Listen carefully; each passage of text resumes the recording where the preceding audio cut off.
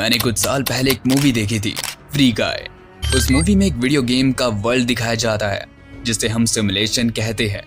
Video games खेलते time आप सबने भी नोटिस किया होगा कि हमारा जो मेन कैरेक्टर होता है उसके आसपास भी काफी कैरेक्टर्स होते हैं जो कि ऐसे ही आसपास घूम रहे हैं, और उन्हें प्रोग्राम भी इसलिए किया गया है क्योंकि उनका कोई खास काम नहीं रहता वीडियो गेम में। रीजन ये है कि वो साइड कैरेक्टर्स होते हैं जिनकी खुद की कोई लाइफ नहीं है, बस वो सिमुलेशन में भटकते रहते हैं पूरी लाइफ के लिए।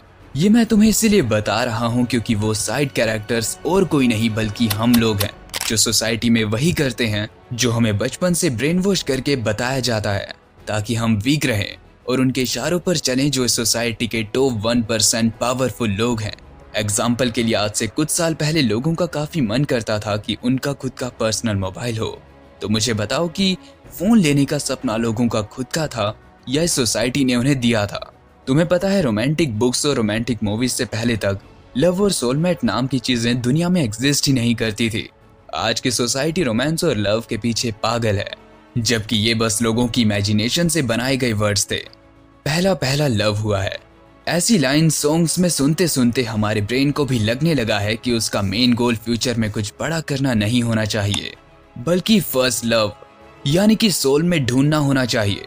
जबकि सच तो ये है कि अगर किसी लड़के के बॉडी से टेस्टोस्टेरोन नाम की चीज निकाल दी जाए तो उसका सारा लव एक झटके में ही उतर जाएगा। तब उसे रियलाइज होगा कि जो लव वो कर रहा था उसकी क्रश के साथ, वो लव वो खुद कर रहा था या उसका शरीर उससे करा रहा था। देखो, मोबाइल और जीएफ कोई बड़े मुद्दे नहीं है, पर अगर आप इस मैट्रिक्स से बाहर नहीं आए तो ये चीजें इतनी बड़ी बन जाएंगी जिनके छलावे में आकर आप अपनी लाइफ में काफी बुरे फैसले ले लोगे। जैसे कि अपनी बॉडी के केमिकल से पैदा हो रहे लव से जिस गर्ल पर आपको क्रश है उससे वेडिंग करना। अब यहाँ आपकी बॉडी को नहीं पता कि वो गर्ल कैसी है, वो बस आपको सिग्नल भेज रहा है उस गर्ल को अट्रैक्ट करने के लिए। अब यहाँ ये हो सकता है कि क्या पता वो गर्ल आपकी लाइफ बर्बाद कर दे और आप अपनी बॉडी के भेजे गए सिग्नल्स के जाल में फंस कर रह जाओ।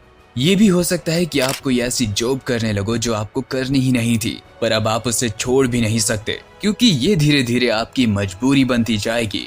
तुम्हें उस जॉब में गुलाम बनकर पूरी लाइफ गुजारनी ही होगी क्योंकि सोसाइटी के हिसाब से वो एक सही चीज है। चुपचाप वही करते रहना जिसके लिए उसे प्रोग्राम किया गया है। बचपन से सुनते आ रहे हैं कि लुक्स डजंट मैटर। दुनिया का एक ऐसा झूठ है जो तुम्हें देता है फेक होप। लोग शुगर कोटिंग करते हैं ये कहकर कि दिल अच्छा होना चाहिए लुक्स में क्या रखा है, या फिर पर्सनैलिटी अच्छी होनी चाहिए लुक्स में क्या रखा है, और तुम इस बात को एक्सेप्ट कर लेते हो और खुद को बेटर बनाने की ट्राई तक नहीं करते। ये बंदा एक मर्डरर यानी कि क्रिमिनल है, पर इसे जेल से उठाकर मॉडल बना दिया गया था सिर्फ इसीलिए क्योंकि ये हैंडसम है। अगर आप गुड लुकिंग नहीं हो तो हर रास्ते पर आपको लोग जज करेंगे, आपके साथ अच्छा बिहेव तक नहीं करेंगे। अब ये लोगों को जज करने का ख्याल कहाँ से आता है? आखिर कैसे लोग सिर्फ लुक्स से ये जज कर लेते हैं कि इस इंसान की काबिलियत क्या होगी? ये ख्याल हमें हर तरफ से आता है, चाहे इंस्टाग्राम ओपन करो या अपने आसपास देखो।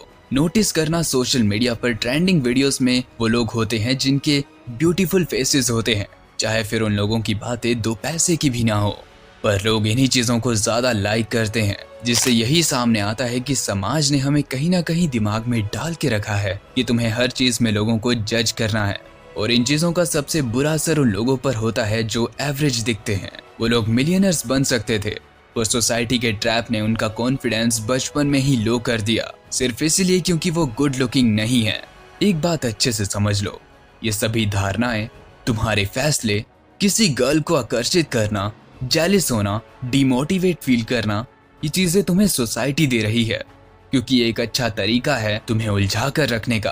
अगर ऐसा नहीं किया जाएगा तो तुम इस मैट्रिक्स को समझकर इसे एस्केप कर लोगे। फैसला तुम्हारा है, बॉडी और सोसाइटी के गुलाम बनकर साइड कैरेक्टर बने रहना है या रियल सिग्मा मेल बनना है। वीडियो पसंद आई हो तो सब्सक्राइब करना और कमेंट में अपने अपने ओपिनियंस भी जरूर बताना।